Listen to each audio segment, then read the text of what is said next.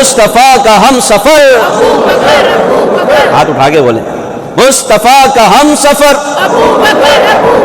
گلی گلی نگر نگر ہے چرچے جس کے عرش پر، لگے گا نعرہ فرش پر،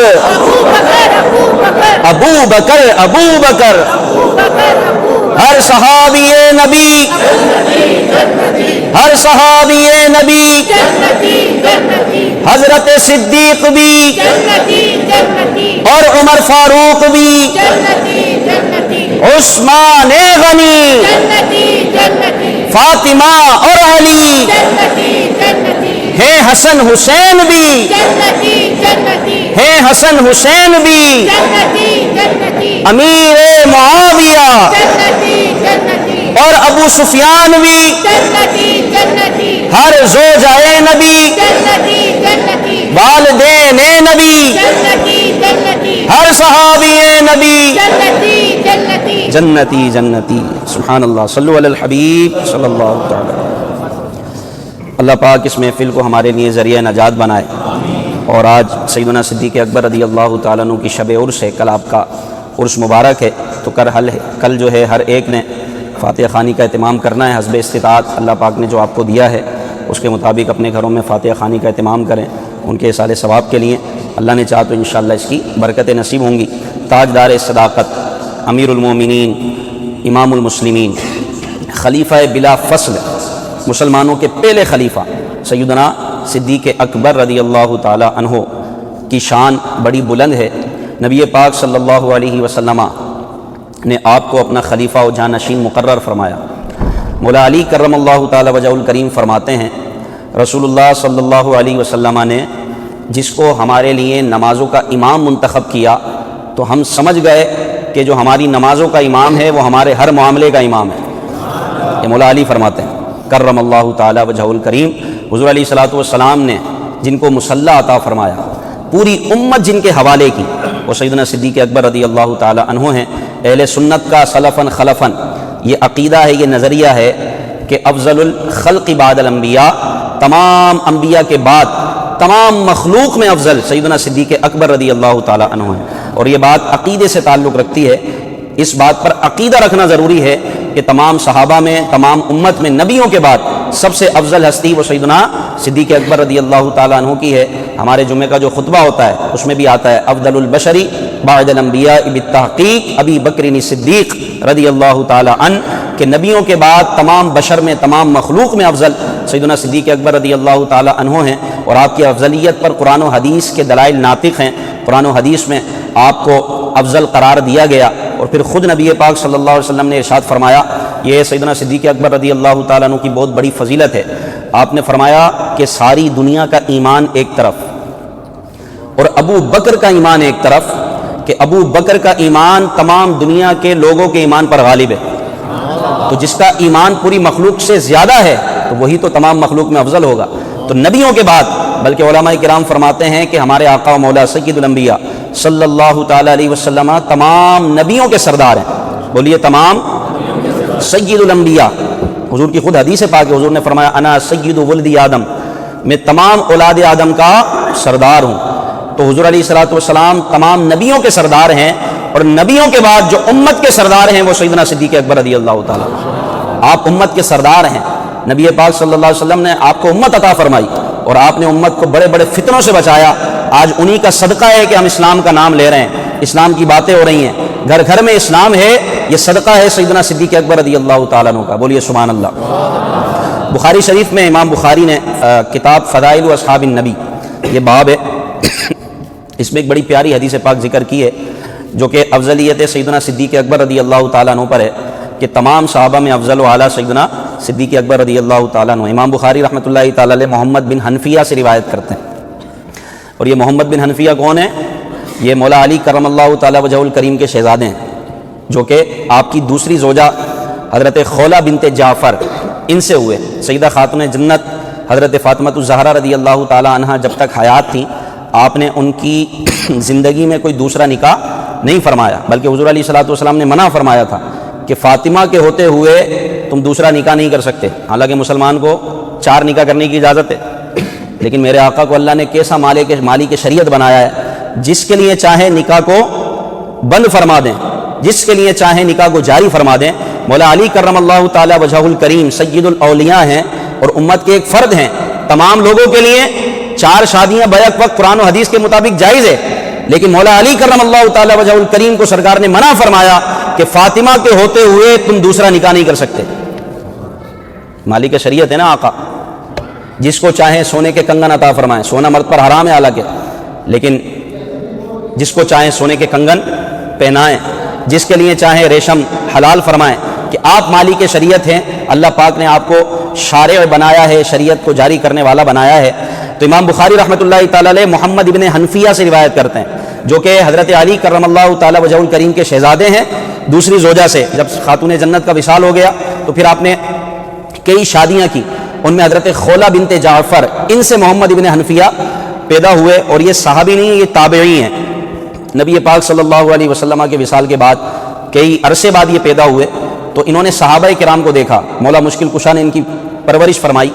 محمد ابن حنفیہ جو امام حسین کے ستیلے بھائی ہیں، امام علی مقام امام حسین رضی اللہ تعالیٰ عنہ کے ستیلے بھائی ہیں، یہ محمد ابن حنفیہ یہ کہتے ہیں اپنے والد ماجد یعنی مولا علی کرم اللہ تعالی وجہہ الکریم سے، انہوں نے پوچھا کہ بابا جان تمام اصحاب نبی میں سب سے افضل کون ہے؟ یہ بخاری شریف کی حدیث پاک ہے، تمام اصحاب نبی میں سب سے افضل و اعلیٰ کون ہے؟ تو حضرت علی کرم اللہ تعالی وجہہ الکریم نے ارشاد فرمایا ابو بکر۔ یہ سوال ہوا مولا علی سے، اور سوال کرنے والے خود ان کے بیٹے محمد ابن حنفیہ، اور یہ امام بخاری نے اس کو روایت کیا صحیح سند کے ساتھ، جہاں بخاری کا نام آ جائے نا، نام ہی کافی ہے، بخاری کا نام ہی کافی ہے۔ اور وہ یہ سوال کر رہے ہیں حضرت علی کرم اللہ تعالی وجہہ الکریم سے کہ بابا جان اصحاب نبی میں سب سے افضل کون ہے، سب سے بہتر کون ہے؟ فرمایا ابو بکر۔ پھر فرمایا ان کے بعد؟ کہا کہ عمر۔ مولا علی کرم اللہ تعالی وجہہ الکریم خود قصیدہ پڑھ رہے ہیں افضلیت صدیق اکبر رضی اللہ تعالیٰ عنہ کا، یعنی ہم یہ کہہ سکتے ہیں کہ سیدنا صدیق اکبر کو افضل جاننا تو خود مولا علی بیان فرما رہے ہیں، حضرت علی نے خود بیان کیا کہ افضل سیدنا صدیق اکبر رضی اللہ تعالیٰ عنہ ہے۔ بولیے سبحان اللہ۔ یہ بڑی زبردست قسم کی روایت ہے جو میں نے آپ کے سامنے پیش کی ہے کہ مولا علی خود، حضرت علی نے ہمیں سکھایا ہے تمام صحابہ میں افضل کون ہے؟ صدیق اکبر رضی اللہ تعالیٰ عنہ، ابو بکر صدیق رضی اللہ تعالیٰ عنہ۔ اسی طرح امام احمد بن حنبل نے روایت کی، مسند احمد کی روایت ہے، یہ بھی بڑی کمال کی روایت ہے۔ حضرت ابو جحیفہ، یہ ابو جحیفہ یہ وہ صحابی ہیں جو مولا علی کی بارگاہ میں رہتے تھے، حضرت علی کے بڑے مقرب تھے، ان کو حضرت علی کہتے تھے وہب الخیر، بھلائی کا تحفہ، حضرت ابو جحیفہ رضی اللہ تعالیٰ عنہ۔ ان سے روایت ہے، انہوں نے سوال کیا مولا علی مشکل کشا کرم اللہ تعالی وجہہ الکریم سے، بلکہ خود حضرت علی کرم اللہ تعالی وجہہ الکریم نے ارشاد فرمایا یا ابا جحیفہ، اے ابو جحیفہ، الا اخبروک بافضل هذه الامه بعد نبیها، کیا میں تجھے اس بات کی خبر نہ دوں کہ اس امت میں نبیوں کے بعد سب سے افضل کون ہے؟ یہ مولا علی خود بیان کر رہے ہیں، یہ مسند احمد کی روایت ہے کہ اے ابو جحیفہ کیا میں تجھے اس بات کی خبر نہ دوں کہ نبیوں کے بعد اس امت میں سب سے افضل کون ہے؟ حضرت ابو جحیفہ کہنے لگے بلا کیوں نہیں، اور یہ خود کہتے ہیں کہ میں حضرت علی ہی کو افضل سمجھتا تھا، میں مولا علی مشکل کشا کو افضل سمجھتا تھا اس امت میں۔ حضرت علی کرم اللہ تعالی وجہہ الکریم نے فرمایا کہ اس امت میں نبیوں کے بعد سب سے افضل افضل هذه الامه بعد نبیها ابو بکر رضی اللہ عنہ، اس امت میں نبیوں کے بعد سب سے افضل والا ابو بکر رضی اللہ تعالیٰ عنہ، وبعد ابو بکر، اور ابو بکر کے بعد حضرت عمر رضی اللہ تعالیٰ عنہ۔ اس لیے ان کو دنیا کے تمام مسلمان شیخین کہتے ہیں۔ کیا کہتے ہیں؟ تمام صحابہ میں بڑے صحابہ شیخین کریمین یعنی ابو بکر و عمر رضی اللہ تعالی عنہما۔ حضرت علی کرم اللہ تعالی وجہہ الکریم کی بڑی شان ہے، اور یہ خود تسلیم کر رہے ہیں کہ ہم سے افضل، بلکہ ایک روایت میں تو اس طرح بھی ہے کہ اس دور میں بعض لوگ مولا علی کو سیدنا صدیق اکبر اور فاروق اعظم پر فضیلت دیتے تھے، آپ نے ان کو ارشاد فرمایا کہ جو مجھے ابو بکر و عمر پر فضیلت دے گا میں اس کو حد مفتری کی سزا لگاؤں گا، جھوٹ باندھنے والے تہمت لگانے والوں کی سزا دوں گا، اور وہ 80 کوڑے۔ حضرت علی نے خود ارشاد فرمایا منبر پہ بیٹھ کے۔ تو مولا علی کرم اللہ تعالی وجہہ الکریم سے ایک مرتبہ نبی پاک صلی اللہ علیہ وسلم نے ارشاد فرمایا اے مرتضیٰ، یہ حضرت علی رضی اللہ تعالیٰ عنہ کا لقب ہے، مرتضیٰ مجتبیٰ، اے مرتضیٰ سنو، یہ دو شیخین یعنی عتیق و عمر، عتیق حضرت سیدنا صدیق اکبر کا لقب ہے، اور صدیق اکبر کا نام پتہ ہے کیا ہے؟ عبداللہ، نام کیا ہے؟ ابو بکر یہ کنیت ہے، صدیق یہ لقب ہے۔ جس طرح صدیق لقب ہے اسی طرح عتیق بھی لقب ہے۔ صدیق کا مطلب بہت سچا، صدیق کا مطلب کیا بولیے؟ بہت سچا، اور عتیق کا مطلب آزاد۔ یہ عتیق لقب کب پڑا؟ کہ جب نبی پاک صلی اللہ علیہ وسلم نے ان کو ارشاد فرمایا انت عتیق من النار، اے ابو بکر تم جہنم کی آگ سے آزاد ہو۔ جب سے آپ کا لقب ہوا عتیق، وہ جہنم کی آگ سے آزاد ہیں، ہم ان سے محبت کریں گے تو انشاءاللہ ہم بھی جہنم کی آگ سے آزاد ہوں گے۔ نسبتوں کا بھی اعتبار ہے۔ تو حضرت علی کرم اللہ تعالی وجہ الکریم سے ارشاد فرمایا اے مرتضیٰ سنو، یہ جو عتیق و عمر ہیں یہ دو جہاں کے سردار ہیں، بولیے نا سبحان اللہ۔ امام حسن و حسین نوجوانان جنت کے سردار ہیں، یعنی جو حالت جوانی میں دنیا سے گیا جنت میں یہ ان کے سردار ہوں گے، اور جو ادھیڑ عمر میں 50 سے 60 سال کی عمر، 40 سے 50 سال کی عمر، یہ کہلاتی ہے ادھیڑ عمر۔ جو اس عمر میں دنیا سے گیا ان تمام عمر والوں کے سردار سیدنا صدیق اکبر اور فاروق اعظم ہیں۔ تو دو جہاں کے سردار، اور یہ حضور نے کس کو بتایا؟ حضرت علی کو، اور یہ تاکید کی کہ تم نہیں بتانا ان کو، یہ میں خود بتاؤں گا، کیونکہ تمہارا بتانا اور ہے، میرا بتانا اور ہے۔ فرماتے ہیں یہ دونوں ہیں سردار دو جہاں، فرماتے ہیں یہ دونوں ہیں سردار دو جہاں، اے مرتضیٰ عتیق و عمر کو خبر نہ ہو، اے مرتضیٰ عتیق و عمر کو۔ صدیق اکبر کی اہل بیت سے محبت بھی بڑی مثالی تھی۔ آپ دیکھیں میں ابھی یہ گویا کہ ممبر ہے، ممبر ضروری نہیں ہے وہ جو بنا ہوا اسی کو ممبر کہیں، جہاں سے واعظ کیا جاتا ہے مانن اس کو بھی ممبر کہتے ہیں، جہاں سے واعظ ہو، درس و تدریس ہو، اسلام کی تعلیمات، تو اس کو بھی ممبر کہا جاتا ہے مانن۔ حقیقتاً تو یہی ممبر ہے، لیکن گویا کہ یہ بھی ممبر ہے کہ یہاں سے واعظ و نصیحت ہو رہی ہے، تو جہاں سے واعظ و نصیحت ہو اس کو محراب و ممبر سے تعبیر کرتے ہیں، ٹھیک ہے۔ تو سیدنا صدیق اکبر رضی اللہ تعالیٰ عنہ حقیقتاً جمعہ کا خطبہ دے رہے تھے اور ممبر پہ تشریف فرماتے ہیں، تمام صحابہ موجود تھے، تمام صحابہ، یہاں تک کہ امام حسن رضی اللہ تعالیٰ عنہ ابھی کم سن تھے، کم عمر کے تھے، وہ بھی موجود تھے۔ اچانک خطبے کے دوران امام حسن کھڑے ہوئے، امام حسن کھڑے ہوئے، تاریخ الخلفاء میں امام سیوطی نے لکھا ہے۔ امام حسن کھڑے ہوتے ہیں اور کہتے ہیں کہ سیدنا صدیق اکبر رضی اللہ تعالیٰ عنہ کو کہ یہ ہمارے نانا جان کا ممبر ہے، آپ یہاں سے اتریں، یہ ہمارے نانا جان کا ممبر ہے، آپ یہاں سے اتریں۔ آج اس دور کے امام کو بھی اگر کوئی کہے نا تو اس کا پارا جائے گا 7ویں آسمان پر۔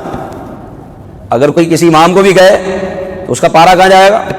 حالانکہ کیا پدی تھا شوربہ، پدی کہتے ہیں ٹڈی کو، ٹڈی کو، یعنی ٹڈی کیا ہوتی ہے اور ٹڈی کا شوربہ کتنا ہوتا ہے، یعنی ہم تو کچھ بھی نہیں ہے نا۔ اس دور میں اگر کوئی چھوٹے سے شہر کے چھوٹے سے علاقے کی چھوٹی سی مسجد کے امام کو بھی اگر کوئی کہے خطبے کے دوران تو پھر کاٹو تو خون نہیں، کتنا غصہ آئے گا۔ اور بیان کے درمیان اگر کوئی مستی کرے تو ویسی مبلغ کو بڑا غصہ آتا ہے کہ یار میری بات نہیں سن رہا، صرف اگر بات ہی نہ کرے، اس کے سامنے کوئی سو رہا ہو اور کبھی انگڑائیاں لے رہا ہو، تو یہ ایک فطری بات ہے۔ آپ بھی اپنے بیٹے کو نصیحت کر رہے ہو کہ وہ کبھی ادھر دیکھے کبھی ادھر دیکھے، تو آپ دوسری بار اس کو دو گے لگا کے چماٹ، میں تجھے سمجھا رہا ہوں تو توجہ ہی نہیں دے رہا۔ تو یہ ایک فطری بات ہے نا، آپ کسی کو سمجھا رہے ہیں اور وہ آپ کی طرف توجہ نہ دے، وہ مستیوں میں لگا ہوا ہے یا بے توجہ ہی برت رہا ہے، تو انسان کو غصہ آتا ہے۔ اور بطور خاص پورے مجمع کے سامنے کوئی چھوٹا سا بچہ کسی امام کو یہ کہے کہ یہاں سے اترو، یہ ہمارے نانا کا ممبر ہے۔ اور وہ اس وقت کون تھے؟ خلیفۃ المسلمین، مسلمانوں کے خلیفہ تھے سیدنا صدیق اکبر رضی اللہ تعالیٰ عنہ۔ کتابوں میں لکھا ہے کہ آپ مسکرائے، امام حسن کے پاس آئے، ان کو گود میں اٹھایا اور کہا یہ ممبر بھی تمہارے نانا کا ہے، ہم بھی تمہارے نانا کے ہیں۔ آپ سبحان اللہ کہیں نہ کہیں، اس پہ تو سبحان اللہ بنتی ہے۔ کیسی محبت تھی۔ ایک مرتبہ امام حسن کھیل رہے تھے بچوں کے ساتھ، مسلمانوں کے پہلے خلیفہ سیدنا صدیق اکبر رضی اللہ تعالیٰ عنہ یہ باہر تشریف لائے، امام حسن کو کھیلتا ہوا دیکھا، ان کو قریب کیا اور ان کو اپنے کندھے پہ بٹھا لیا، ان کو اپنے کندھے پہ بٹھا لیا اور آپ باہر نکل گئے۔ صحابہ کرام دیکھ رہے ہیں اور خوش ہو رہے ہیں، اور آپ بڑے ہی اہتمام کے ساتھ امام حسن رضی اللہ تعالیٰ عنہ کو کندھے پہ بٹھا کے باہر تشریف لے گئے۔ یہ مسلمانوں کے پہلے خلیفہ ہیں۔ کہیں بھی کتاب میں بحیثیت طالب علم میں یہ بات کر رہا ہوں، میرا مطالعہ بھی ناقص ہے، کہیں کتاب میں نہیں ملتا کہ سیدنا صدیق اکبر نے اپنے بیٹے کو کندھے پہ اٹھایا ہو۔ یہ بخاری شریف کی حدیث ہے جو میں آپ کو واقعہ بتا رہا ہوں، یہ بخاری میں موجود ہے کہ امام حسن رضی اللہ تعالیٰ عنہ کو آپ نے اپنے کندھے پہ اٹھا لیا اور برملا کندھے پہ اٹھا کے باہر تشریف لے گئے۔ کتنی محبت، اور محبت کا مقام دیکھیں آپ کتنا بلند ہے اہل بیت سے، کہ امام حسن حضرت علی کرم اللہ تعالیٰ وجہہ الکریم کے بڑے شہزادے ہیں، چھوٹے ہیں، کھیل رہے ہوں گے، کھیل رہے تھے، کھیلتے کھیلتے پاؤں میں مٹی بھی لگی ہوگی۔ اب ذرا تصور کریں، مولا علی جھکے ہوں گے، حضرت سیدنا صدیق اکبر ان کو کندھے پہ بٹھانے کے لیے جھکے بھی ہوں گے، اور ان کے پاؤں کی مٹی آپ کے کپڑوں پر بھی لگی ہوگی۔ جب آپ نے کندھے پہ بٹھایا ہوگا تو امامہ بھی تھوڑا سا ٹیڑھا ہو گیا ہوگا۔ آپ نے کسی کی پرواہ نہ کی، بلکہ ان کو محبت کے ساتھ کندھے پہ بٹھا کر باہر تشریف لے گئے، صحابہ کی جماعت میں تشریف لے گئے۔ سیدنا صدیق اکبر وہ ہیں جو اہل بیت کے چشم و چراغ کو اپنے کندھوں پر بٹھاتے ہیں۔ ایسی محبت میں آپ کو عرض کر رہا ہوں کہ کہیں کتاب میں نے نہیں پڑھا کہ آپ نے اپنے بیٹے کو کندھے پہ اٹھایا ہو، اگر کہیں ہوگا بھی تو یہ بخاری میں آیا ہے کہ امام حسن کو آپ نے کندھے پہ بٹھایا، یعنی کتنا پہلے آ کے امام بخاری نے اس بات کو ذکر کیا ہے کہ آپ نے امام حسن کو اپنے کندھے پر بٹھایا۔ یہ محبت نہیں تو اور کیا ہے۔ فاروق اعظم رضی اللہ تعالیٰ عنہ، مال غنیمت آتا ہے، آپ مسلمان صحابہ کرام کو، مجاہدین کو مال تقسیم کر رہے ہیں، اپنے بیٹے کو بھی ایک حلہ عطا فرمایا پہننے کے لیے، دیکھا کہ حسنین کریمین تشریف لائیں، امام حسن و حسین، اور وہ عام سا لباس پہنے ہوئے ہیں۔ آپ نے فوراً حاکم یمن کو خط لکھا، فاروق اعظم رضی اللہ تعالیٰ عنہ نے، کہ فوراً سے 2 قیمتی لباس تیار کر کے بھیجو، 2 قیمتی حلے تیار کر کے بھیجو۔ حاکم یمن نے بہت جلدی کی اور وہ 2 قیمتی حلے بھیجے گئے۔ فاروق اعظم رضی اللہ تعالیٰ عنہ نے صحابہ سے فرمایا کہ تم نے یہ جو لباس پہنے میں تم سے خوش نہیں، کیونکہ حسن و حسین نے کوئی لباس نہیں پہنا، یہ سادہ سے لباس میں ملبوس ہیں۔ حاکم یمن کو خط لکھا فاروق اعظم رضی اللہ تعالیٰ عنہ نے، 2 قیمتی حلے، 2 قیمتی جبے منگوائے، حسنین کریمین کو دیے، انہوں نے پہنے۔ فاروق اعظم نے کہا کہ اب عمر کا دل خوش ہو گیا۔ یہ اہل بیت سے محبت نہیں ہے تو اور کیا ہے، یہ ہے محبت۔ اور میں آپ کو بتاؤں کہ سیدنا صدیق اکبر رضی اللہ تعالیٰ عنہ کی اہل بیت سے صرف محبت نہیں ہے بلکہ رشتہ داری بھی ہے، بولیے سبحان اللہ۔ حضرت سیدنا صدیق اکبر رضی اللہ تعالیٰ عنہ کے نواسے ہیں عبداللہ بن زبیر۔ حضرت سیدنا صدیق اکبر رضی اللہ تعالیٰ عنہ کے نواسے ہیں عبداللہ بن حضرت زبیر بن عوام، انہوں نے حضرت اسما بنت ابی بکر، حضرت اسما جو کہ سیدنا صدیق اکبر رضی اللہ تعالیٰ عنہ کی بڑی بیٹی تھی، سب سے بڑی شہزادی آپ تھیں حضرت اسما، حضرت زبیر بن عوام جو عشرہ مبشرہ میں سے ہیں، انہوں نے حضرت اسما بنت ابی بکر رضی اللہ تعالیٰ عنہ سے نکاح کیا۔ ان سے جو اولاد ہوئی وہ حضرت عبداللہ بن زبیر ہوئے۔ حضرت عبداللہ بن زبیر یہ داماد ہوئے امام حسن مجتبی رضی اللہ تعالیٰ عنہ کے۔ امام حسن نے اپنی چھوٹی شہزادی ام حسن رضی اللہ تعالیٰ عنہا کا نکاح صدیق اکبر رضی اللہ تعالیٰ عنہ کے نواسے سے کیا، حضرت عبداللہ بن زبیر سے۔ تو عبداللہ بن زبیر جو سیدنا صدیق اکبر کے نواسے ہیں، یہ داماد بنے امام حسن مجتبی رضی اللہ تعالیٰ عنہ کے۔ یہ محبت نہیں تو اور کیا ہے۔ آگے چلیں، سیدنا صدیق اکبر کے ایک شہزادے محمد بن ابو بکر، سیدنا صدیق اکبر کے 3 شہزادے ہیں، عبداللہ بن ابو بکر، محمد بن ابو بکر، عبد الرحمن بن ابو بکر، یہ 3 شہزادے ہیں۔ حضرت سیدنا مولا علی کرم اللہ تعالی وجہ الکریم کا دور خلافت تھا، ایران کا بادشاہ یزدجر بن شہریار، اس کی 2 بیٹیاں مولا علی کرم اللہ تعالی وجہ الکریم کی بارگاہ میں آئیں۔ جب اس کی سلطنت ختم ہوئی، بادشاہت ختم ہوئی، مولا علی کرم اللہ تعالی وجہ الکریم نے ان میں سے جو بڑی بیٹی تھی جن کا نام تھا شہر بانو، ان کا نکاح امام حسین رضی اللہ تعالیٰ عنہ سے کیا، اور جو دوسری بیٹی تھی ان کا نکاح محمد بن ابو بکر سے کیا، یعنی سیدنا صدیق اکبر رضی اللہ تعالیٰ عنہ کے بیٹے سے کیا۔ تو مولا علی کرم اللہ تعالی وجہ الکریم کی بہو اور سیدنا صدیق اکبر رضی اللہ تعالیٰ عنہ کی بہو دونوں آپس میں بہنیں تھیں۔ دونوں آپس میں کیا تھی کہ مولا علی نے بڑی بیٹی کا نکاح جو شہر بانو ہیں حضرت امام حسین سے کیا، اور چھوٹی بیٹی کا نکاح یزدجر بن شہریار کی چھوٹی بیٹی، ان کا نکاح سیدنا صدیق اکبر کے بیٹے سے کیا۔ تو یہ دونوں آپس میں سگی بہنیں ہوئی اور یہ دونوں مولا علی اور صدیق اکبر کی بہو ہیں. ٹھیک ہے, اب آگے سنیں. سیدنا محمد بن ابو بکر رضی اللہ تعالیٰ عنہ سے جو نکاح ہوا, ان سے پیدا ہوئے حضرت قاسم, اور یہ حضرت قاسم وہ تھے جو مدینہ منورہ کے 7 فقہا میں سے سب سے بڑا مقام رکھتے تھے. ان کے آگے لقب تھا قاسم الفقیہ, مدینہ کے بڑے فقہا میں ان کا شمار ہوتا تھا حضرت قاسم. اور وہاں امام حسین رضی اللہ تعالیٰ عنہ سے جو شہر بانوں کا نکاح ہوا تھا, ان سے پیدا ہوئے سید السجاد امام زین العابدین رضی اللہ تعالیٰ عنہ. ٹھیک ہے, امام زین العابدین. محمد بن ابو بکر کے جو حضرت قاسم پیدا ہوئے, پھر حضرت قاسم سے ایک بیٹی پیدا ہوئی ام فروا. ان کا نام کیا تھا؟ بولیے. ام, حضرت قاسم کی بیٹی یعنی صدیق اکبر کی پڑ پوتی, محمد بن ابو بکر کی پوتی اور صدیق اکبر کی پڑ پوتی حضرت ام فروا رضی اللہ تعالیٰ عنہ. اور یہاں شہر بانوں سے امام زین العابدین پیدا ہوئے, امام زین العابدین سے امام باقر پیدا ہوئے. کون پیدا ہوئے؟ امام باقر نے نکاح کیا حضرت قاسم کی بیٹی ام فروا رضی اللہ تعالیٰ عنہ سے, اور ان سے پیدا ہوئے امام جعفر صادق رضی اللہ تعالیٰ عنہ. تو یوں امام جعفر صادق کے نانا ہوئے سیدنا صدیق اکبر رضی اللہ تعالیٰ عنہ. بولیے سبحان اللہ. اور سیدنا امام جعفر صادق رضی اللہ تعالیٰ عنہ کے 2 رشتے ہیں سیدنا صدیق اکبر سے. ایک تو ام فروا رضی اللہ تعالیٰ عنہ جو کہ حضرت قاسم کی بیٹی ہیں. ام فروا ان کی والدہ ہیں, اور ام فروا یہ پڑ پوتی ہے سیدنا صدیق اکبر کی. یہ ایک رشتہ ہوا. اور ام فروا کی جو والدہ تھی وہ تھی حضرت اسما بنت ابی بکر رضی اللہ تعالیٰ عنہ. یوں سیدنا امام جعفر کا دوسرا رشتہ ہوا سیدنا صدیق اکبر سے. تو یوں امام جعفر صادق رضی اللہ تعالیٰ عنہ فرماتے تھے مجھے سیدنا صدیق اکبر نے 2 مرتبہ پیدا کیا کہ آپ کی والدہ تھی ام فروا جو کہ صدیق اکبر کی پڑ پوتی ہیں, اور آپ کی جو نانی جان تھی حضرت اسما بنت ابی بکر, یہ بھی سیدنا صدیق اکبر رضی اللہ تعالیٰ عنہ کی بیٹی ہیں. تو یوں ائمہ اہل بیت کے نانا ہوئے سیدنا صدیق اکبر رضی اللہ تعالیٰ عنہ. کیسا خاص رشتہ ہے. آپ کو جب کہیں رشتے دیکھنا ہو اور جب کسی کی محبت چیک کرنا ہو کہ ان میں آپس میں محبت کتنی ہے, تو اس محبت کا کامل پتہ جب چلتا ہے کہ جب وہ آپس میں رشتہ دار ہوتے ہیں, جب وہ آپس میں رشتے کرتے ہیں. امام جعفر صادق رضی اللہ تعالیٰ عنہ کے نانا ہے سیدنا صدیق اکبر رضی اللہ تعالیٰ عنہ, اور امام جعفر صادق سے 12 امام چلے, تو یوں 12 اماموں کے رشتے میں نانا رکھتے ہیں سیدنا صدیق اکبر رضی اللہ تعالیٰ عنہ. کیسا خاص رشتہ ہے. لوگ کہتے ہیں کہ معاذ اللہ ثم معاذ اللہ, اہل بیت پر ظلم کرتے تھے, اہل بیت سے نفرت کرتے تھے. اگر نفرت ہوتی تو کیا آپس میں گھرانے میں شادیاں ہوتی؟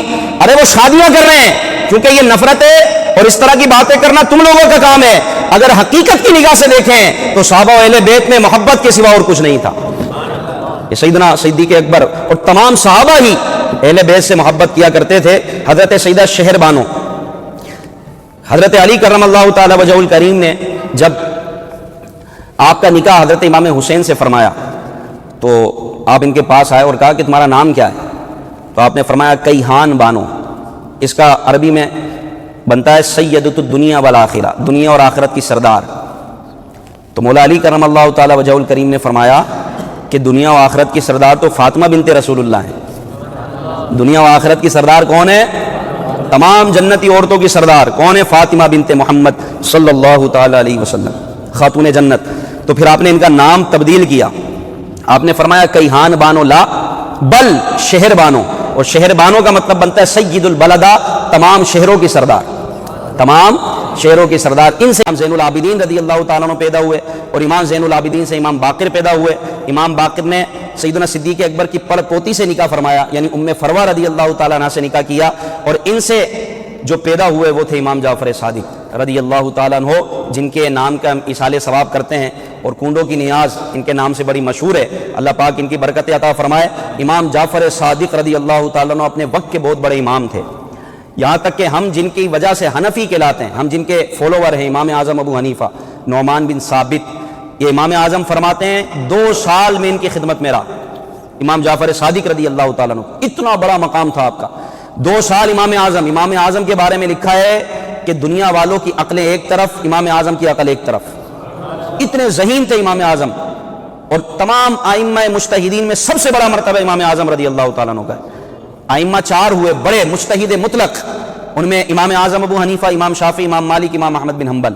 دنیا ان میں سے کسی ایک کی پیروی کرتی ہے. یہ 4 ائمہ آپس میں بھائی بھائی ہیں, عقیدہ سب کا ایک ہے, اور سب سنی یا رسول اللہ کہنے والے ہیں. عقیدہ سب کا ایک ہے, فروعی مسائل میں تھوڑا بہت اختلاف ہے. تو ان تمام ائمہ میں سب سے بڑا رتبہ کس کا ہے بولیے؟ امام اعظم ابو حنیفہ رحمۃ اللہ تعالی علیہ. اور یہ امام اعظم رہے 2 سال امام جعفر صادق رضی اللہ تعالیٰ عنہ کی خدمت میں. 2 سال امام جعفر صادق رضی اللہ تعالیٰ عنہ کی خدمت میں رہے اور ان سے علم حاصل کیا, اکتساب فیض کیا. اور جب آپ نے علم حاصل کیا 2 سال آپ رہے تو آپ فرمایا کرتے تھے لولا العامان, اگر یہ 2 سال نہ ہوتے لہلک النعمان, تو نعمان ابو حنیفہ یہ ہلاک ہو جاتا. ایسا آپ نے نوازا امام جعفر صادق رضی اللہ تعالیٰ عنہ نے امام اعظم کو. تو امام اعظم تو خود اہل بیت سے سیکھنے والے ہیں, اہل بیت کا سارا فیضان امام اعظم کو ملا اور امام اعظم کا فیضان آپ کے مقلدین کو اور آپ کے چاہنے والوں کو ملتا ہے. علماء فرماتے ہیں یہ ہو نہیں سکتا کہ کوئی حنفی ہو اور اہل بیت کا گستاخ ہو, یا تو وہ گستاخ اہل بیت ہوگا تو حنفی نہیں ہوگا, اگر حنفی ہوگا تو وہ گستاخ اہل بیت نہیں ہو سکتا, کیونکہ امام اعظم نے پہلے سکھایا ہے صحابہ و اہل بیت کی تعظیم اور ادب. بولیے سبحان اللہ. تو یہ شان ہے اہل بیت کی اور صحابہ کرام علیہم رضوان کی. قرآن پاک میں والذین معہ اشداء علی الکفار, اے محبوب جو آپ کے ساتھ ہیں, آپ کے ساتھ رہنے والے ہیں, یہ کافروں پہ بڑے سخت ہیں, کافر کو نہیں چھوڑتے, کافروں پہ شدید ہیں. شدت بھی اسلام کی تعلیمات میں سے, جبکہ اپنی مفاد کے لیے, اپنی ذات کے لیے نہ ہو. الحب للہ, اللہ کے لیے محبت اور اللہ کے لیے نفرت, یہ ایمان ہے. الحب فی اللہ والبغض فی اللہ فقد استکمل الایمان, یہ حدیث پاک ہے کہ جس نے اللہ کے لیے محبت کی اور اللہ کے لیے نفرت کی, اس کے دل میں محبت ہے تو اللہ کے لیے, نفرت ہے کسی سے تو اللہ کے لیے, اپنی ذاتی مفاد کے لیے نہیں, اپنی ذاتی اندر کے بغض اور کینے کی وجہ سے نہیں, اللہ کے لیے نفرت کر رہا ہے, اللہ کے لیے محبت کر رہا ہے, تو ایسے شخص نے اپنے ایمان کو کامل کر لیا. اللہ کے لیے نفرت اور اللہ کے لیے محبت. اور صحابہ کرام کی شان میں قرآن بیان کرتا ہے والذین معہ اشداء علی الکفار, کہ اے محبوب جو آپ کے ساتھ ہیں نا یہ کافروں پر بڑے شدید ہیں, لیکن آپس میں رحماء بینہم, آپس میں رحم دل ہیں, آپس میں ایک دوسرے کے لیے محبت ان کے دلوں میں, اور ایسے رحم دل ہیں. اس کی مثال اور اس کا عملی مظاہرہ ہجرت کے موقع پر ہوا, جب مہاجرین صحابہ کرام علیہم رضوان اپنا سب کچھ مال اسباب گھر بار سب چھوڑ کر مکے سے مدینے آ گئے. ان کے پاس کچھ بھی نہیں تھا. اب مدینے کے صحابہ نے جو مثالی مدد کی مہاجرین صحابہ کرام علیہم رضوان کی, وہ تاریخ میں سنہرے حروف سے لکھی ہوئی ہے کہ صحابہ کرام جو انصار صحابہ تھے, یعنی مدینے کے جو صحابہ تھے, انہوں نے اپنے مسلمان بھائیوں کی جو مہاجرین تھے ہجرت کر کر آئے تھے, نبی پاک صلی اللہ علیہ وسلم نے مواخات کا رشتہ قائم کیا. مہاجر اور انصار صحابی کو دونوں کو ایک ساتھ ملایا اور کہا کہ تم بھائی بھائی ہو. حضور علیہ الصلوۃ والسلام سب کی جوڑیاں بناتے جاتے اور فرماتے تم آپس میں بھائی بھائی ہو. ایک مہاجر صحابی ایک انصاری صحابی کا ہاتھ پکڑتے اور فرماتے تم بھائی بھائی ہو. وہ صحابہ کرام کہتے ہیں کہ ہمارا رشتہ اخوت کا صرف ایمانی اعتبار سے تھا, لیکن جب رسول اللہ نے ہمارے درمیان بھائی چارہ مواخات قائم فرمائی تو ہمارا رشتہ سگے بھائیوں سے بھی بڑھ کر ہو گیا. آپس میں ایسی محبت پیدا ہو گئی جو سگے بھائیوں میں بھی نہ ہو. یہ نبی پاک صلی اللہ علیہ وسلم کی برکت تھی. صحابہ کہتے ہیں کہ ہم آپس میں بھائی بھائی ہو گئے اور ایک دوسرے کے دل میں سگے بھائیوں سے بھی زیادہ محبت پیدا ہو گئی. اور پھر انصار صحابہ نے جو اپنے مہاجرین صحابہ کی مدد کی کہ اگر جس کے پاس 2 گھر تھے, ایک گھر اپنے بھائی کو دے دیا, 2 بیویاں تھیں, ایک کو طلاق دی, اس نے عدت گزاری اور پھر وہ اپنے بھائی کو نکاح میں دے دی. اس طرح اس انداز میں صحابہ کرام نے جو مدینے کے رہنے والے تھے مہاجرین صحابہ کی مدد فرمائی. رحماء بینہم, آپس میں رحم دل ہیں. جو بھی تاریخ, جو بھی کوئی مقرر اگر صحابہ کرام علیہم رضوان کے درمیان کوئی کمزور بات کرے, یہ عقیدہ ہے ہمارا, آپ سن لیں. تاریخ تو ویسی رتب و یابس کا مجموعہ ہوتا ہے. تاریخ جو اتھینٹک ہے وہ ہے قرآن و حدیث. تاریخ میں تو لوگوں نے اپنی طرف سے جھوٹ ملا دیا. تو یہ یاد رکھیے گا, یہ اپنے پلے سے باندھ لیں کہ آپ کہیں اگر پڑھیں, کسی تاریخ کی کتاب میں پڑھیں کہ فلاں صحابی نے یہ ظلم کیا, فلاں صحابی نے یہ ظلم کیا, تو یہ یاد رکھیے گا یہ قرآن کے خلاف ہے, کیونکہ قرآن نے ان کو ظلم سے دور کہا ہے. وَأَلْزَمَهُمْ كَلِمَةَ التَّقْوَى, ان کے لیے تقوی کے کلمات لازم کر دی اللہ تعالیٰ نے. اللہ نے کلمے کے تقوی کے کلمات ان پر لازم کر دی ہے. یہ آپس میں رحم دل ہیں. وہ تاریخ جھوٹی ہو سکتی ہے, وہ واقعہ من غلط ہو سکتا ہے, وہ سنانے والا 2 نمبر ہو سکتا ہے. صحابہ کرام میں آپس میں محبت کے سوا اور کچھ نہیں تھا. اور بعض جو جنگیں ہوئی صحابہ کرام کے مابین, تو وہ خطا اجتہادی کی بنا پر تھی, اور وہ بھی صحابہ کرام کے ذاتی مفاد اور ذاتی انا کے لیے نہیں تھی. ان میں بھی ان منافقین نے, خوارج اور ناصبیوں نے صحابہ کرام علیہ رضوان کے درمیان سازش رچائی اور صحابہ کرام علیہ رضوان کے لشکر کو آپس میں لڑا دیا. ان کے پیچھے بھی منافقین تھے. ورنہ صحابہ کرام علیہم رضوان آپس میں رحم دل ہیں. اور یہ جملے آپ اپنے ذہن میں بٹھا لیں کہ جس یزید سے امام حسین رضی اللہ تعالیٰ عنہ نے جنگ فرمائی، ہم کبھی اس سے دوستی نہیں کر سکتے، اس کو کبھی رحمت اللہ علیہ نہیں بول سکتے. اور جن امیر معاویہ سے علی کے بیٹے امام حسن رضی اللہ تعالیٰ عنہ نے صلح فرمائی، ان کو خلافت دی اور ان کی خلافت میں رہے، ان کے نذرانے قبول کیے، ان امیر معاویہ رضی اللہ تعالیٰ عنہ کے بارے میں ہم کبھی برا نہ سوچ سکتے ہیں نہ بول سکتے. بس یہ معیار ہے ہمارا کہ جس یزید سے جنگ ہوئی تو وہ محبت کے لائق نہیں، بلکہ بعض علماء اس پر لعنت فرماتے ہیں. اس کو رحمت اللہ علیہ نہیں بولا جائے گا، وہ سب سے بڑا پاگل ہوگا جو یزید کو رحمت اللہ علیہ بولے. اس کی تو جنگ ہوئی امام حسین رضی اللہ تعالیٰ عنہ سے اور امیر معاویہ سے صلح کی امام حسن نے. تو تم امام حسن سے بڑھ کر جاننے والے ہو. امام حسن رضی اللہ تعالیٰ عنہ کا مقام بہت بلند ہے، جس طرح امام حسین کے بھی بڑے بھائی ہیں امام حسن رضی اللہ تعالیٰ عنہ. سمجھ آ رہی ہے بات؟ سیدنا صدیق اکبر رضی اللہ تعالیٰ عنہ کا وقت وصال آیا، آخری وقت تھا. یہ عقیدے کی بات آ گئی کہ سیدنا صدیق اکبر رضی اللہ تعالیٰ عنہ کا عقیدہ کیا تھا. ہمارے عقائد، ہمارے نظریات یہ صحابہ سے ہمیں ملے، ان کے ورثہ صحابہ ہیں اور صحابہ کو دیکھ کر ہمارا عقیدہ بنا ہے. بات سمجھ آ رہی ہے؟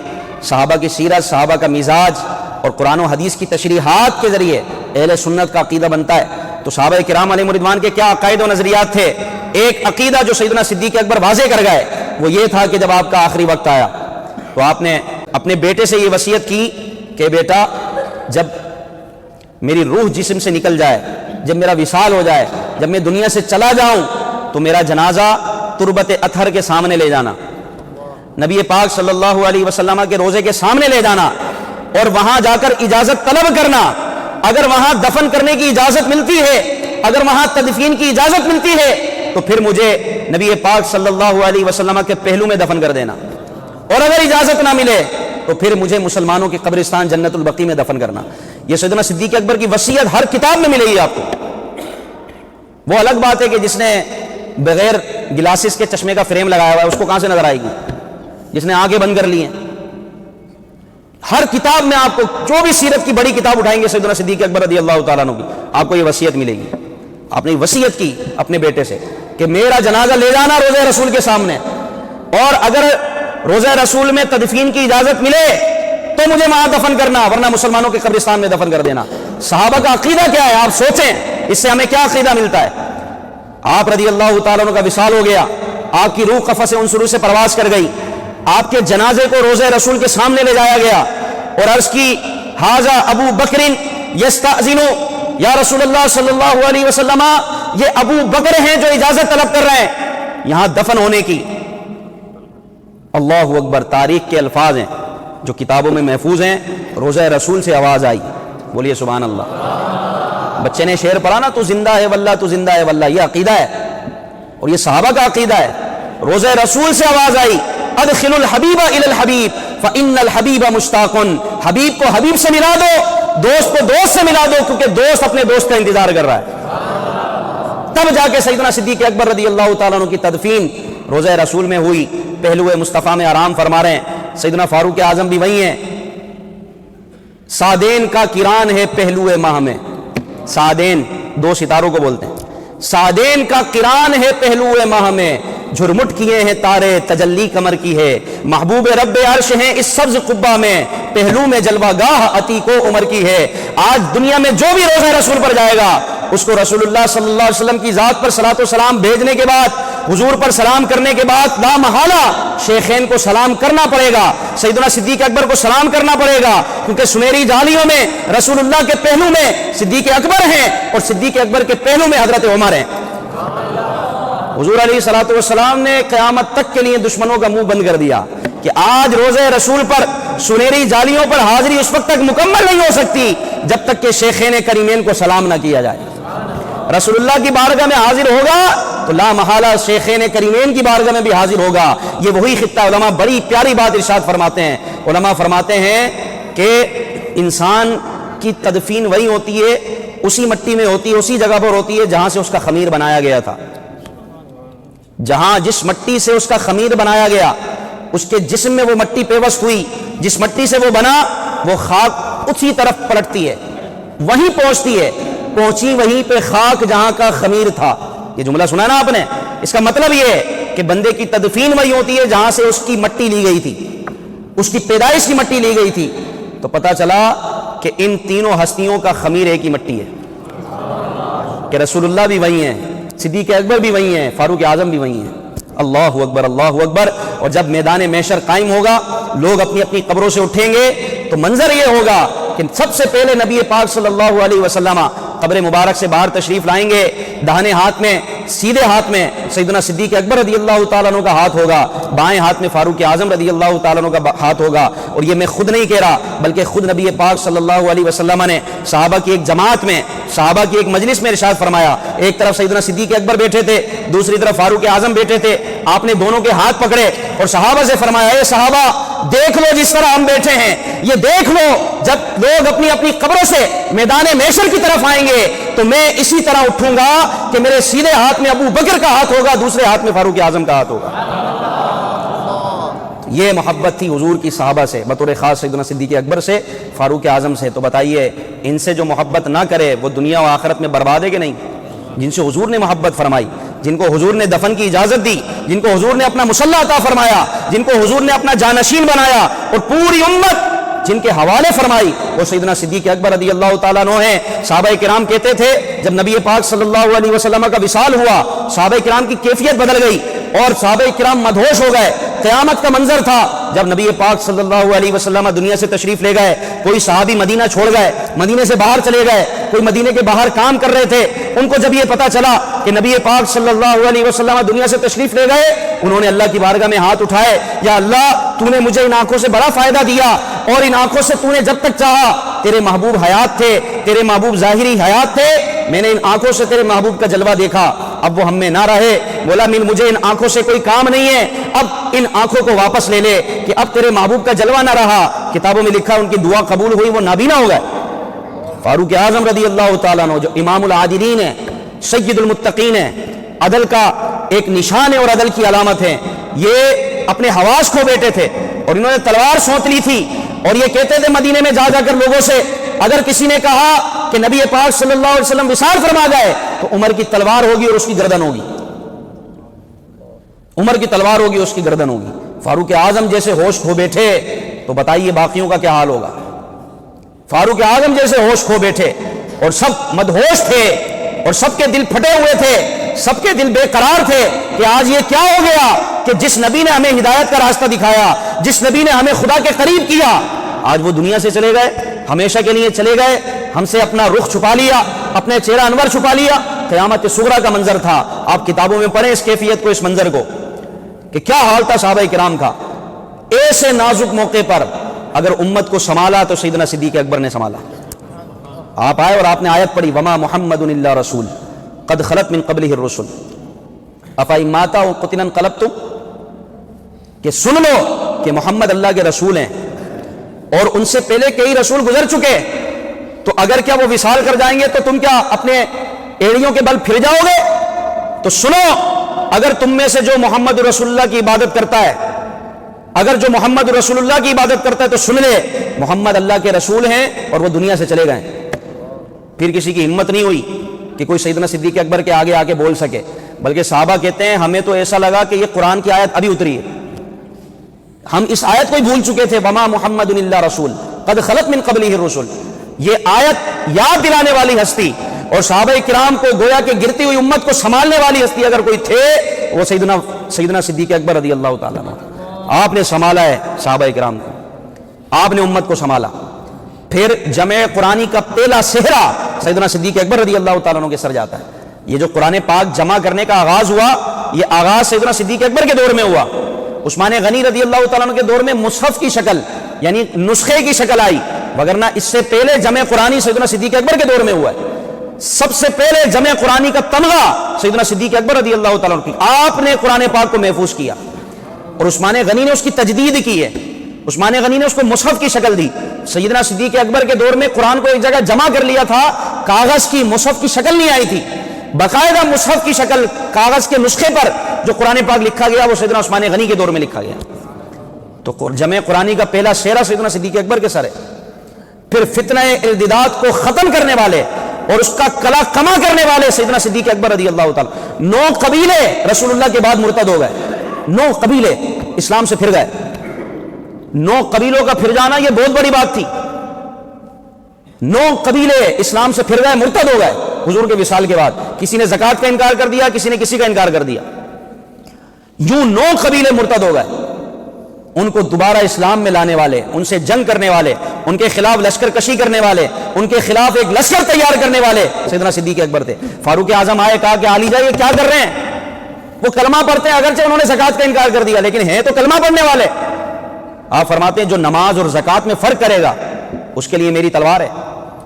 اور فقہاء نے یہ مسئلہ بیان کیا کہ جو کسی ایک بھی ضروریات دین کا انکار کرے، جیسے نماز، روزہ، زکوٰۃ، نماز کو مانتا ہے، روزے کو مانتا ہے، حج کو مانتا ہے، زکوٰۃ کا انکار کر رہا بندہ کافر ہے۔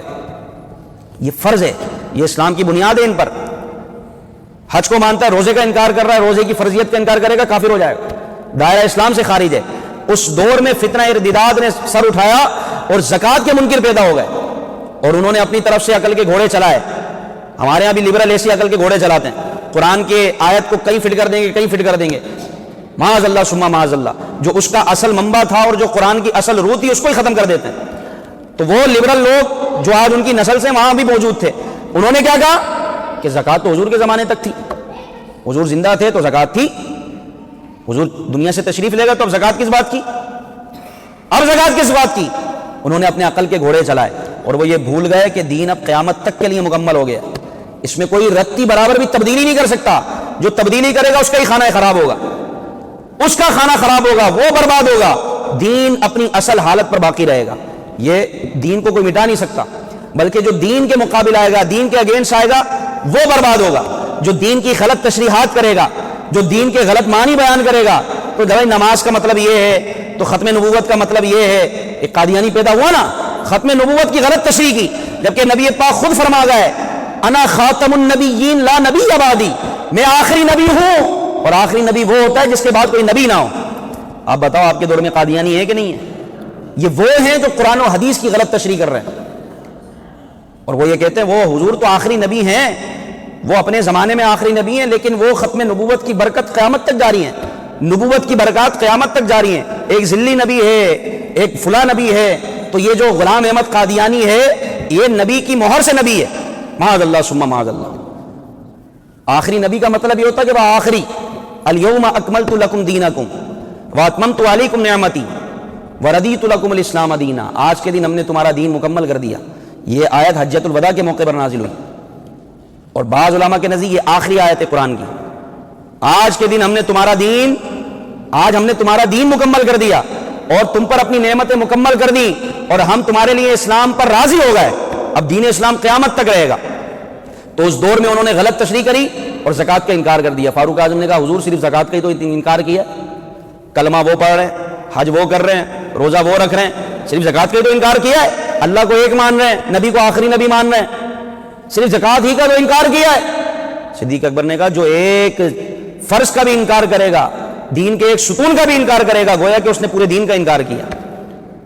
آپ نے لشکر کشی کی، ان میں سے بعض مسلمان ہوئے اور بعض سیدنا صدیق اکبر رضی اللہ تعالیٰ عنہ کے غضب کا شکار ہوئے۔ تو بتانے کا مقصد یہ ہے کہ تمام صحابہ کے سالار اور تمام صحابہ میں افضل، تمام صحابہ کو سنبھالنے والے، امت کے فتنے کو ختم کرنے والے سیدنا صدیق اکبر رضی اللہ تعالیٰ عنہ، اور ان کی محبت میں ہم یہاں جمع ہیں اور ان کے فضائل و مناقب سن رہے ہیں۔ آپ نے 2.5 سال کم و بیش آپ نے خلافت کا عرصہ گزارا، اور ایسا گزارا کہ خلافت سے پہلے حضرت عمر بن عبدالعزیز، امام حسن بصری، حسن بصری پتہ ہے کون ہے؟ مولا علی نے ان کی پرورش فرمائی ہے، ام سلمہ ام المومنین ہے، حضور کی زوجہ ہے، ان کا دودھ پیا ہے حسن بصری رحمۃ اللہ تعالیٰ علیہ۔ مولا علی کی پرورش میں تھے حسن بصری۔ یہ کہتے ہیں کہ سیدنا صدیق اکبر کو خلافت سے کوئی غرض نہیں تھی، اگر حضور ان کو خلیفہ نہ بناتے تو سیدنا صدیق اکبر موت کو ترجیح دیتے، کبھی خلیفہ نہ بنتے۔ وہ خوف خدا والے تھے، متقی تھے، پرہیزگار تھے، دور دور تک خلافت سے کوئی تعلق نہیں تھا، لیکن حضور نے ان کو خلیفہ بنایا، اور اس پر صحابہ کا اجماع ہوا، اور تمام صحابہ نے بیک زبان سیدنا صدیق اکبر رضی اللہ تعالیٰ عنہ کی بیعت کی۔ ورنہ حسن بصری کا یہ فرمان ہے کہ اگر آپ کو رسول اللہ خلیفہ نہ بناتے اور تمام صحابہ کا اجماع نہ ہوتا تو آپ خلافت پر موت کو ترجیح دیتے، آپ موت پسند کر لیتے، خلیفہ نہ بنتے۔ لیکن جس کو رسول اللہ نے تمام صحابہ کا امام بنایا، تمام صحابہ کی نمازوں کا امام بنایا، صحابہ نے یہ جان لیا کہ جس کو ہماری نمازوں کا امام بنایا، جس کو ہمارے دین کا امام بنایا، وہی ہمارے دنیا کا بھی امام ہے۔ دین تو افضل ہے نا دنیا سے۔ مولا علی یہ فرماتے ہیں کہ جب رسول اللہ نے ابو بکر کو ہماری نمازوں کا امام بنایا، 17 نمازیں مصلی رسول پر کھڑے ہو کر آپ نے پڑھائی، بلکہ حضور علیہ الصلوۃ والسلام نے امت کو یہ ارشاد فرمایا، صحابہ کرام کو، جس قوم میں ابو بکر ہوں اس قوم کو یہ جائز نہیں کہ ان کے ہوتے ہوئے کوئی نماز پڑھائے۔ بولیے سبحان اللہ۔ حدیثیں یہ، اس قوم کو یہ لائق نہیں کہ ابو بکر کے ہوتے ہوئے امامت کروائے، ابو بکر ہی احق ہیں اور مصلی امامت کے لائق ہیں۔ 17 نمازیں، جب حضور کا مرض وصال تھا اور حضور علیہ الصلوۃ والسلام کی بارگاہ میں بخار، نکاہت، کمزوری حاضر تھی، تو حضور نے فرمایا حضرت عائشہ کو، اے عائشہ ابو بکر کو حکم دو کہ وہ لوگوں کو نماز پڑھائے۔ مرو ابا بکر ان یصلی بالناس۔ عرض کی آقا وہ آپ کی جگہ پہ کھڑے نہیں ہو سکتے، وہ بڑے رقیق القلب ہیں، نرم دل ہیں۔ حضور نے پھر فرمایا ابو بکر کو حکم دو کہ وہ لوگوں کو نماز پڑھائیں۔ عرض کی آقا وہ نہیں پڑھا سکتے، کہا کہ ابو بکر کو حکم دو کہ وہ لوگوں کو نماز پڑھائے۔ پھر سیدہ پاک نے جا کے سیدنا ابو بکر صدیق رضی اللہ تعالیٰ عنہ سے عرض کی کہ رسول اللہ نے حکم فرمایا ہے کہ آپ نماز پڑھائیں، تو حضور علیہ الصلوۃ والسلام کی جگہ پر کھڑے ہو کر مصلی رسول پر آپ نے 17 نمازیں پڑھائیں۔ تو اس پر حضرت علی نے کیا فرمایا، رسول اللہ نے جس کو ہمارے دین کا امام بنایا اس کو ہم نے دنیا کا امام بنا لیا، اس کو ہم نے خلیفہ بنا لیا۔ تو اللہ پاک ہمیں سیدنا صدیق اکبر کی محبت نصیب فرمائے۔ بڑا مقام ہے ان کا، کیا کیا بیان کریں، مختصر سا وقت ہے۔ آپ جب خلیفہ نہیں تھے تو آپ 2 بچیوں کی، بہت سارے لوگوں کی کفالت کیا کرتے تھے، ان کا خرچہ آپ نے لیا ہوا تھا، کئی لوگوں کو آپ نے آزاد کروایا۔ حضرت بلال حبشی رضی اللہ تعالیٰ عنہ پر امیہ جو ظلم و ستم کرتا تھا، حضرت بلال کو آزاد کرنے والے اور پیسے دے کر چھڑانے والے سیدنا صدیق اکبر ہیں، اور کئی صحابہ کرام کو آپ نے آزاد کروایا جو غلام تھے اور کافروں کی غلامی کرتے تھے۔ حضرت سیدنا بلال حبشی رضی اللہ تعالیٰ عنہ سر فہرست، تو آپ نے ان کو خرید کر آزاد کر دیا۔ تو یہ کفالت کیا کرتے تھے، بہت بڑے تاجر تھے سیدنا صدیق اکبر رضی اللہ تعالیٰ عنہ۔ تو خلافت سے پہلے 2 بچیوں کی کفالت آپ کے ذمے تھی، 2 بچیوں کی، یتیم بچیوں کی کفالت، آپ ان کا خرچہ بھی اٹھاتے اور ان کے جانور سے دودھ دھویا کرتے تھے، دودھ نکال کر ان بچیوں کو دیا کرتے تھے۔ تو جب آپ خلیفہ بن گئے تو وہ 2 بچیاں آئیں، عرض کی امیر المومنین اب تو آپ خلیفہ بن گئے مسلمانوں کے، کیا اب بھی آپ ہمارے جانور کا دودھ نکال کے ہمیں دیں گے، اب بھی دودھ دھویا کریں گے؟ تو کہا کہ بیٹی میں خلیفہ ضرور بن گیا ہوں لیکن میں ہوں اب بھی مسلمان، اور آپ باقاعدہ، یہ آپ کی سیرت میں لکھا ہے کہ آپ ان یتیم بچیوں کی کفالت بھی کرتے تھے اور ان کے گھر جا کر ان کا دودھ دھویا کرتے تھے، ان کے جانور کا دودھ نکالا کرتے تھے اور بچیوں کو دیا کرتے تھے۔ یہ شان تھی سیدنا صدیق اکبر رضی اللہ تعالیٰ عنہ کی۔ اللہ پاک ہمیں ان کی سچی محبت نصیب فرمائے، فتنوں سے بچائے۔ سیدنا صدیق اکبر کو افضل جاننا یہ عقیدے سے تعلق رکھتا ہے۔ یہ عقیدہ آپ اپنے دل میں بٹھا لیں، اپنے ذہن میں اس کو بسا لیں کہ تمام صحابہ میں سب سے بڑا مقام سیدنا صدیق اکبر کا ہے، آپ کے بعد فاروق اعظم کا ہے، ان کے بعد عثمان غنی کا ہے، پھر ان کے بعد مولا علی مشکل کشا کا ہے۔ تمام صحابہ میں آپس میں محبتیں تھیں، رحم دل تھے اور آپس میں بھائی بھائی تھے۔ جو تاریخ، جو کتاب، جو واقعہ، جو مقرر اگر صحابہ کرام علیہم رضوان کے متعلق کوئی کمزور بات کرے یا صحابہ و اہل بیت کے درمیان کوئی اس طرح کی بغض و کینے کی بات کرے تو سمجھ جانا وہ جھوٹا ہے۔ قرآن سچا ہے، کیونکہ قرآن نے کہا اشداء علی الکفار، کافروں پہ تو سخت ہیں، رحماء بینہم، لیکن آپس میں رحم دل ہیں، آپس میں بھائی بھائی ہیں۔ تم ان کو جب بھی دیکھو گے تراہم رکعا سجدا یبتغون فضلا من اللہ ورضوانا، تم ان کو دیکھو گے رکوع کی حالت میں تو کسی کو سجدے کی حالت میں، ہر حالت میں اللہ کا فضل تلاش کرتے ہیں۔ یہ صحابہ کرام علیہم رضوان کی شان ہے۔ ان کا ذکر تورات اور انجیل میں اللہ پاک نے فرمایا کہ یہ محبوب کے محبوب ترین ساتھی ہیں، جو ان سے محبت کرے گا نبی پاک صلی اللہ علیہ وسلم ان سے محبت فرمائیں گے۔ اور حضور نے فرمایا آخری زمانے میں ایک قوم آئے گی جو میرے صحابہ سے بغض رکھے گی، میرے صحابہ کو برا بھلا کہے گی، ان کے ساتھ نہ بیٹھو۔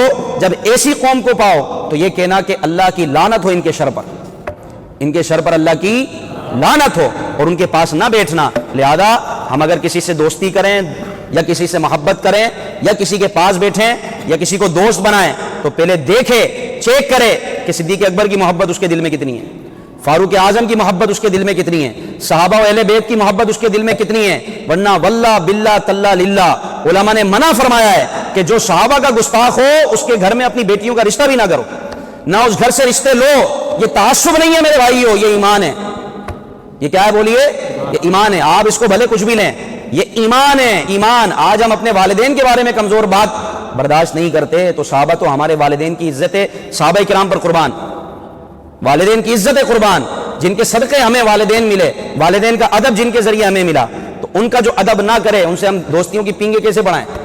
تو یہ تعصب نہیں ہے، یہ فرقہ واریت نہیں ہے، یہ ایمان ہے اور یہ محبت ہے۔ انسان جس سے ٹوٹ کے محبت کرتا ہے اس کے خلاف ایک جملہ نہیں سنتا، اس کے اندر اگر عیب ہو بھی محبت اس کو اندھا کر دیتی ہے عیب دیکھنے سے، عیب سننے سے۔